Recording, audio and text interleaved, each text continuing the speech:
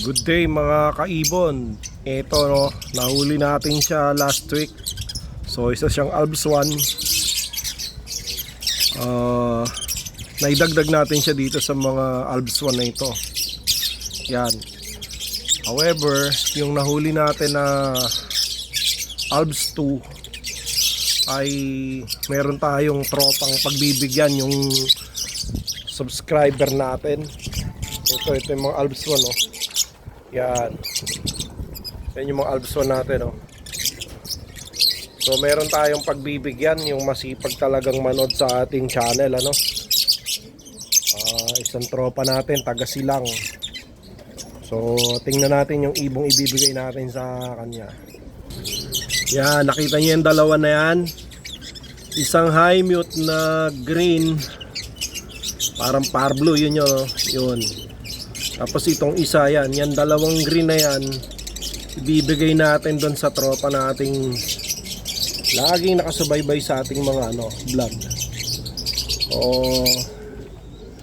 kayo rin, lagi kayong sumubaybay at mag-comment sa aking mga video kung gusto niyo ng gift bird na ganyan.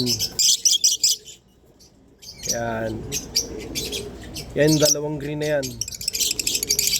Ibigay natin yan sa tropa natin doon sa Silang. Yan. So yun lang po no. Pasilip doon sa ating ipamimigay na ibon. Since lagi siya nakasubaybay sa atin, pag pinikap niya na yan, papakita rin natin yung video pagka kinuha niya na. So yung dalawang green na yun, baka madagdagan pa yun kung sakali no.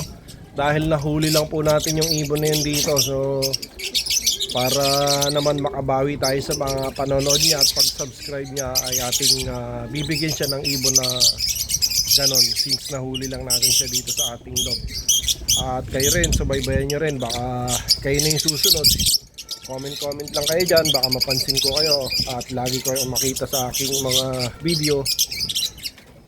Bibigyan ko kayo ng lovebird or kalapate kung meron tayong available. Hanggang dito na lang muna mga kaibigan at maraming salamat. Abangan nyo po yung mga susunod na video namin.